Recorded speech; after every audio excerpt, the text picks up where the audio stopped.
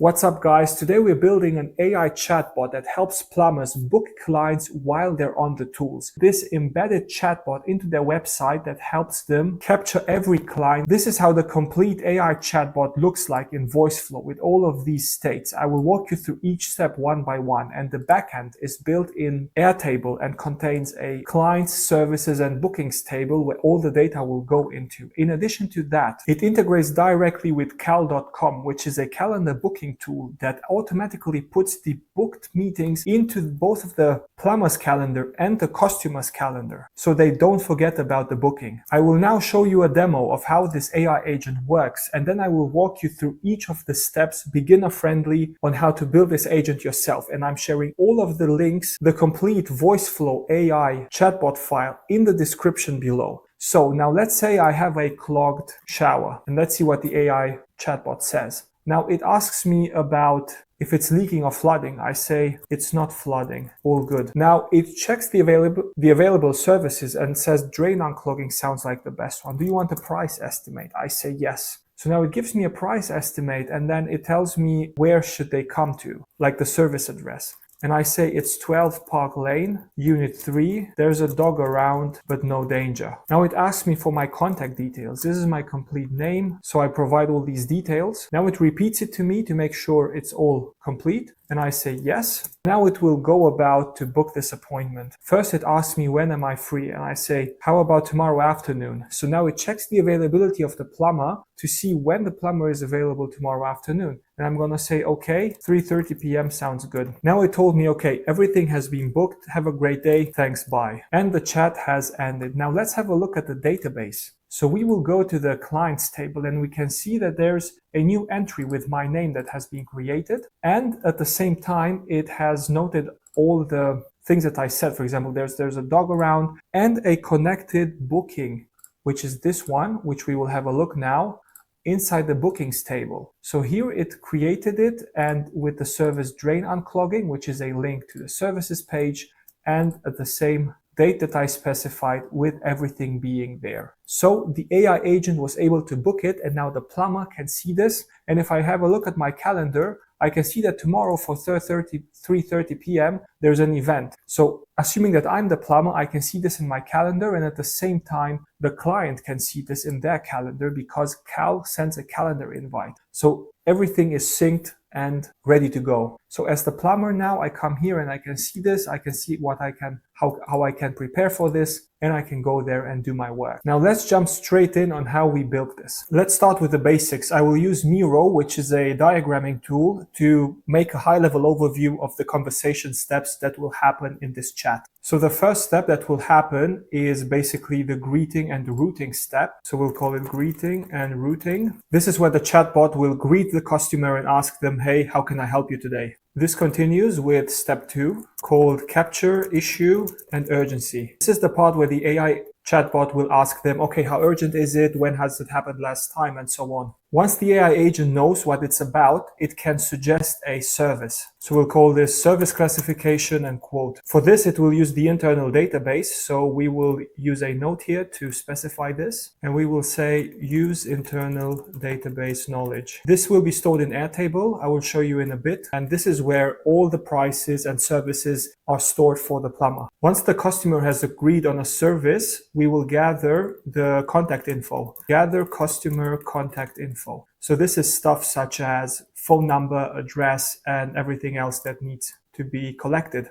We'll also collect the email address to send them a confirmation email. We'll also ask them about any special notes, such as where to ring, or if there's anything special about the location in order to access it easily. Once that's done, we will check for the availability of the customer. So we will have to ask when they're available so that we can come and fix their thing. And for this, we will have a cal.com integration. So this is basically a tool that checks for availability, and it books directly into the calendar of the customer.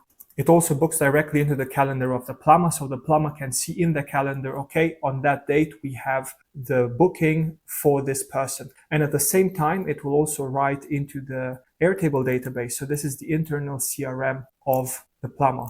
We will have a look at the database schema in a second. Once the availability is checked, we perform the actual booking.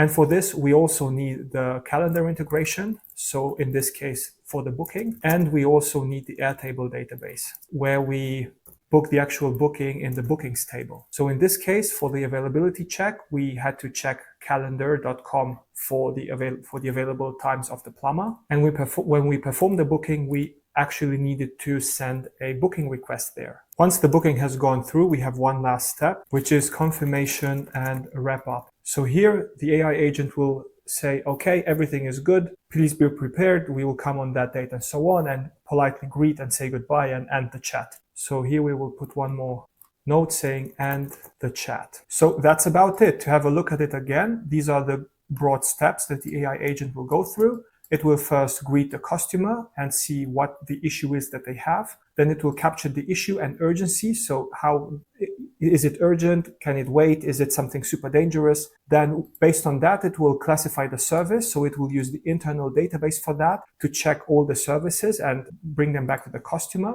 Then the customer says, okay, yes or no. And then once they say yes, we gather the customer contact info, and then we check the availability that they have and that the plumber has. So we will ask the customer, hey, when would you be available? And the customer says, okay, then and then.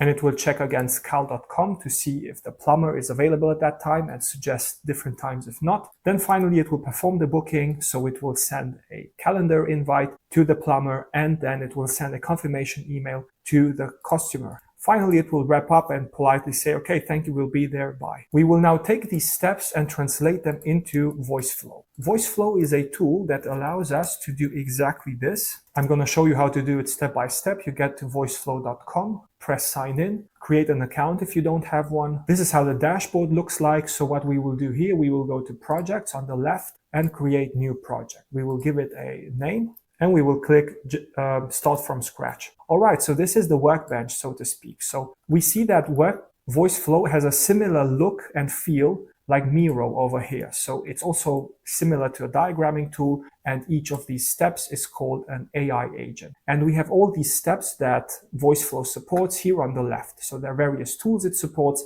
but most of them come from a time when Voiceflow used to have these rigid steps that we know from various AI chatbots or WhatsApp chatbots back in the day that were very rudimentary. So for example, it would write messages that were pre-written, or it would insert images, or would have logic, like splitting logic and so on. But since Voiceflow introduced this AI agent step here, which is, let's say, like a smart agent that can adapt to users' questions and so on, we will work with this exclusively, right? So we start over here, and the first step, we will rename this to the one we had in Miro, which was greeting and routing. And then over here, we click on this part here, and this is on the right-hand side. We see the agent pane, and this is basically to configure this step. And then we click edit agent, and we change their name to step 1, greeting and routing, and a short description. So this is not the prompt. We will write the prompt over here. So we will delete all this, and now we will write our prompt, okay? So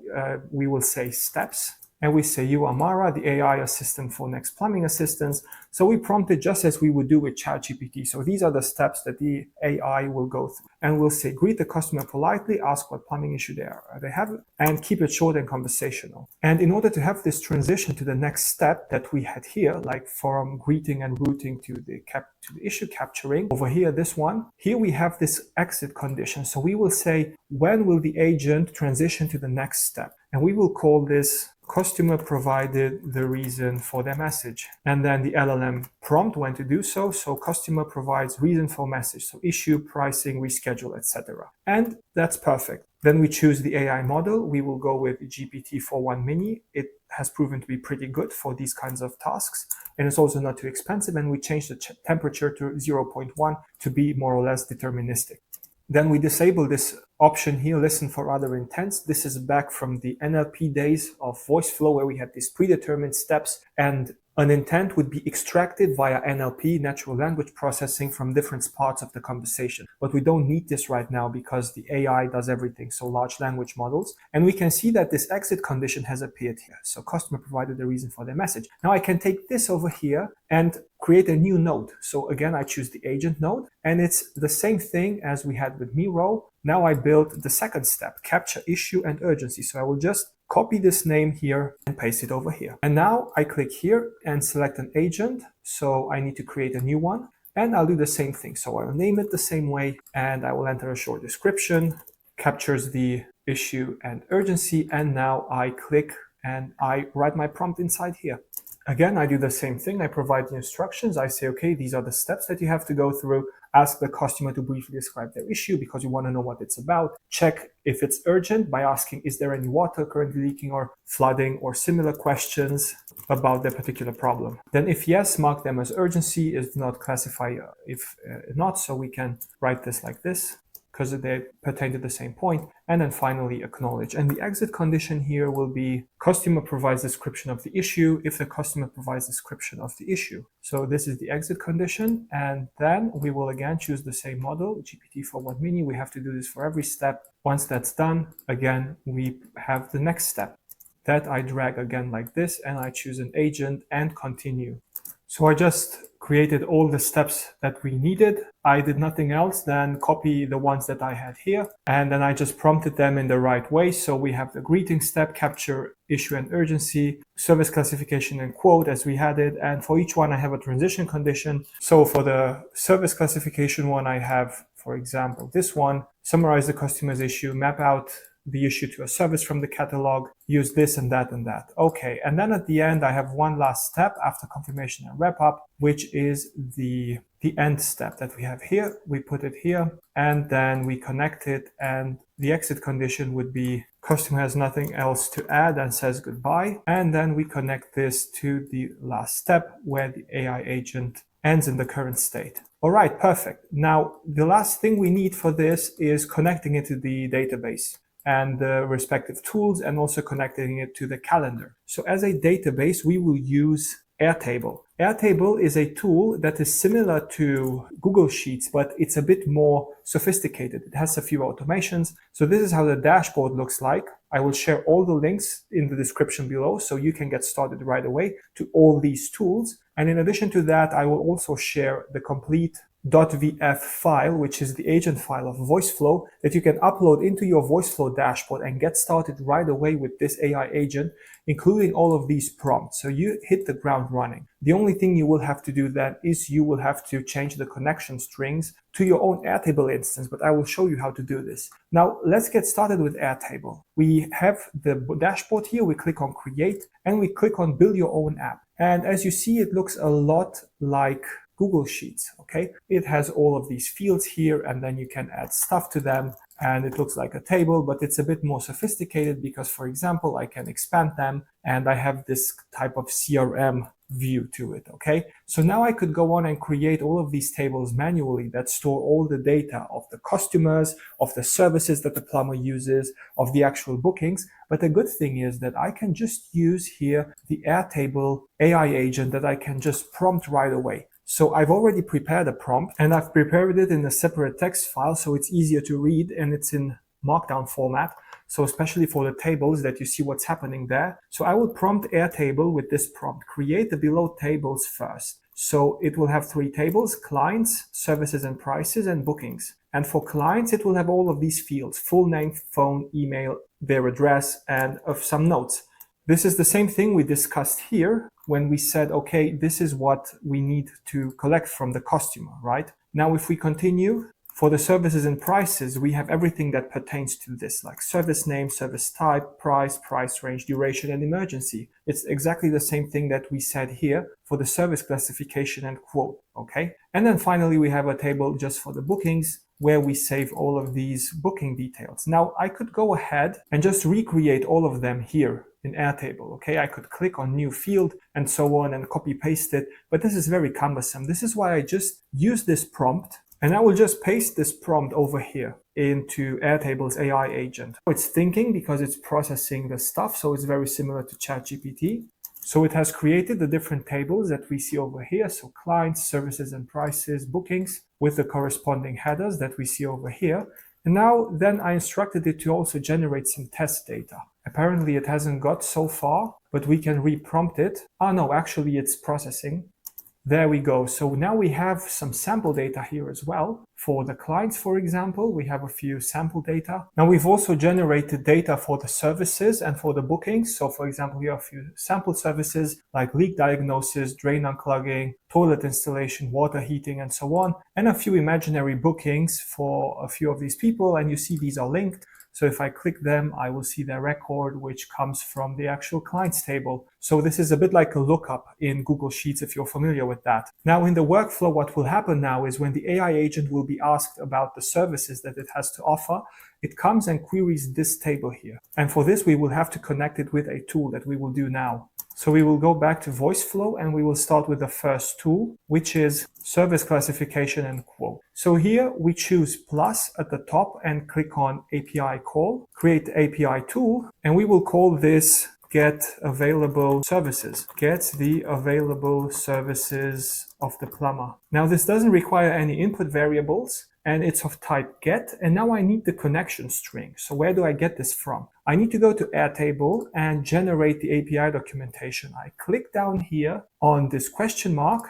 and then I click on API documentation. Now this documentation is custom generated for this database schema, so for these tables. And I go to the services and prices table and it gives me all the methods here that it supports. So a method is a type of data access, okay? So for example, here I want to go to list records. So I want to see all of the records inside the services and prices table. And here it gives me the connection string. So it's this URL here up to the point of the question mark. So I copy this and I go back to my Voiceflow agent and this is what I put here into the get. And you know it's a get because it's also here inside of the list records. It will tell you, okay, it's a get request. So there are get requests and post requests, just broadly speaking. Of course, there are a few more, but what they do is gets data and posts data, right? Quite intuitive, but it means that one of them reads data, the other one writes data, which we will need when we create the actual bookings. Now, I need one more thing. I need an authentication. So it means that only I can access this and not anyone else. So I need an API key. And this will happen here. I will have a header called authorization and it needs an API key. Now, how do I get this? Again, I go to Airtable and down here, I go to my profile and I click on account. And here on account, I have this thingy down here, this notice saying, okay, API keys will be deprecated, whatever. I click to go to Developer Hub, and this is where I can generate my API key. So this is called token. So I go here to create token, and then I will create new token over here. And now here I will give it a name. And important, I will have to give it these scopes, data records read and data records write. And then basically I can create it. But for this demo, I've already created a token, which we will use to further go with this demo. So I will just add it here. And then basically this is it. So now I can test this. I can test if the connection is working. So I click this button here, run. And what I see is the response of this API call. So this might look a bit cryptical, but if you're familiar with JSON, these are actually the entries. So each of this one is one of the entries inside of the services page. And we can see this by going back and having a look again in the services table. And we can see, for example, that we have these services here, like, for example, leak diagnosis, drain unclogging. Let's see if we can find them. There they are, leak diagnosis, drain unclogging, together with their prices and the duration. It's all there. So that means this connection works. So I can click now on close. And now I have this tool that shows up over here. So now the AI agent knows that it can work with this. And then I can come here and specify this in the prompt. Now the prompt has these instructions where it will say how it will talk to the customer, but then at the end it said, do not guess prices, always use the tool. And then I will call this use the get available services tool. So now it knows that it should use this tool. Very nice. Now we need to configure a few more other tools, the tools that write to Airtable and that check the calendar availability. So the next step is address and contact info. Because here we have a step, the fourth one says after collecting the client's information, call the client database tool to save update their record. And we will rename this tool and say call the create client tool. And now I will do the same thing. I will add a new API call. And then here I create a new tool and I call this create client. Now here I do have input variables, but we will get to them in a second. I first set the method to post. and I come back to the Airtable documentation and I have a look in the table, clients table. And here I'm interested in the create records function. And we see here, this is a post function, okay? And it gives me the connection string, which is this. I will copy this into my Voiceflow. And then it shows me an example. So this is how it looks like. Okay, so I copy this and I need this for my Voiceflow because here I have to specify the variables. So here in the body, I choose raw. I paste this here. Before I forget, I have to add the headers. Again, the authorization headers, which is fine. And now I come here and I just want to create one record. So I have to edit this, okay? So I will delete the second record. This is so because I can create multiple records at the same time inside Airtable. And then I will look at these fields. And these fields have the following requirements: full name, phone, email, and so on. So for each one, I will create one input variable, right? So the first one I will call full name. And I say the full name of the customer. And the thing is that these variables, they will be automatically extracted by the AI from the conversation. So I don't have to do anything else here rather than specify them and say what they are. Okay, so I have to have a description so the AI knows what this variable is. So in this way, I will define all of the other variables, phone, email address, and so on. Okay, I just mentioned them here, and now I have to replace them. And I do this in the following way. They are placeholders. So I remove this name over here, and I use full name. And as I start typing it, it appears here, and I can just select it. Then the phone number, the same. I specify phone, the same for email here.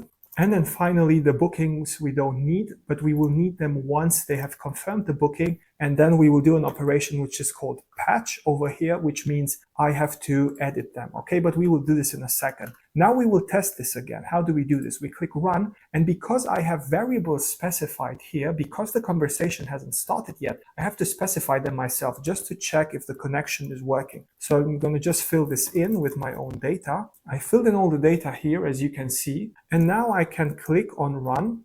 And now it shows me the response of the API. So the API says, okay, it responds with the record it's just created, which means it was successful. Now, if we look back into the database, into the clients, we can see that a new client was created, which I have just created, right? Including the notes and so on. So everything looks good here. Now I can close this.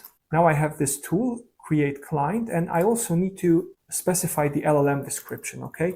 Creates a new client inside the database. And here we see that all of these variables are set to be collected by the agent, which is very good. Now, this looks good. The next tool will be checking the availability. So we click here, and now we have to connect to cal.com. So here again, we use API call, create new API tool. We will name it check calendar availability. And now I have to open cal.com's API documentation. You see, every tool has their own API documentation because I need this connection string here. So I opened it right at the correct spot. It's called slots, get available time slots, because it will have to check first when is the plumber available before it books. So now we see here is the connection string. So I can just copy this again. It's a similar thing as with the Airtable connection. I come back to my agent.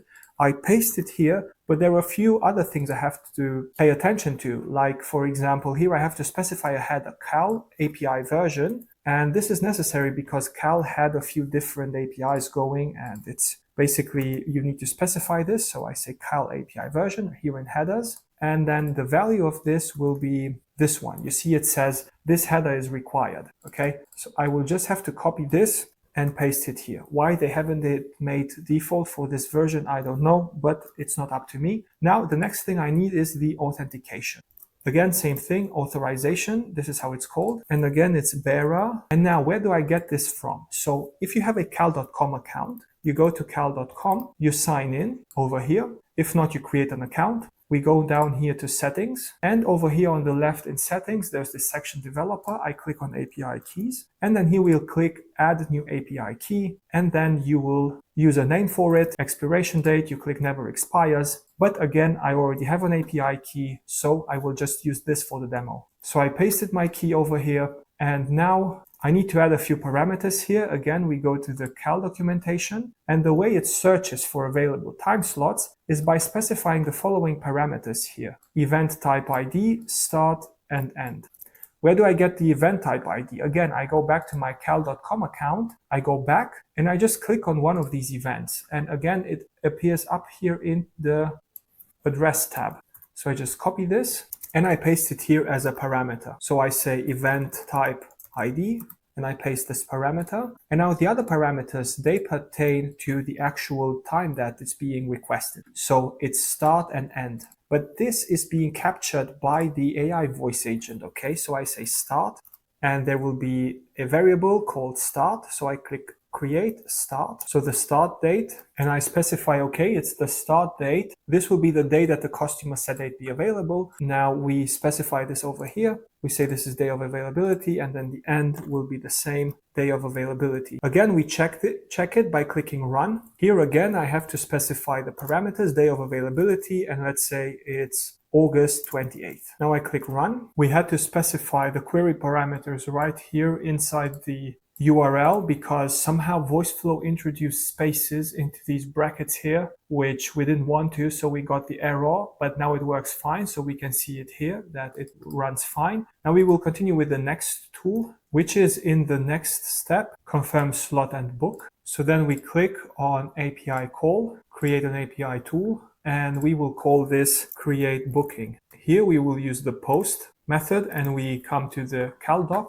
And this is the part that we need, create a booking. It's different from the slots because a slot is just an available time and a booking actually fills that slot with a new appointment. Now this is what we need here. We need this endpoint here and we will paste this into the post URL.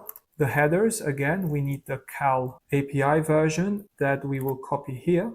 And then also the authorization. And then the body will be a raw JSON body. And this is how it looks like. So I can just copy this and then adjust it. And the only required fields are the start date and the attendee, which is a sub-object that has name and time zone and probably email.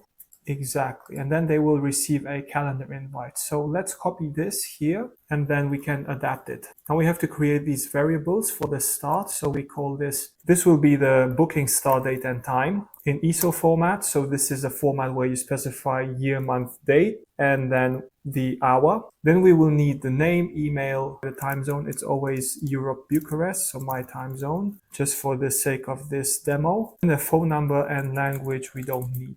Now let's specify all of these variables. So now we've specified these variables down here and now we will run a test. We will fill them in here. It worked, status success. So now we can have a look into the calendar and see if it was added. Yes, it was. We see it here. The event was created. Perfect. And I also got an email reminder so we can see the event here. All good. Now we can save this and continue with the next tool. We will need an Airtable tool for the appointment creation. So it's for this table here. So then again, we go to the Airtable API and we go to the bookings table. So we have a look at create record. And again, the same thing. We copy the connection string here. It is a post request. We paste it here. The headers, again, the authorization. We use a raw body data. And then again, we copy this just so that we see what type of variables we need. Now I filled in all the data. Let's have a look. Let's fill in the variables. For the client ID, we will go here to the Airtable and just pick a client. So we expand them and then we copy the string out of the address bar. Service ID, we do the same thing from a service just to test it if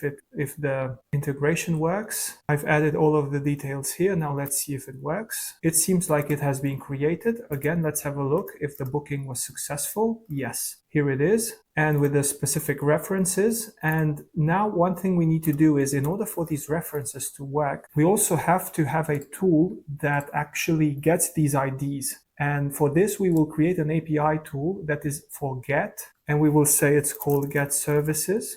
Actually, we have this already. It's here, get available services. And then we will need one more tool for get the available clients. This we don't have. And we call it get clients. So we will use this in order to create the booking, which needs a reference to both the service and the clients. So we will come here and have a look what the API is. And this is the connection, and we'll paste it here again with the headers. Let's see if it works. All good. And then we can say here, if you've forgotten the IDs of the service and the client, you can use the respective tools for that. Okay, that looks good now.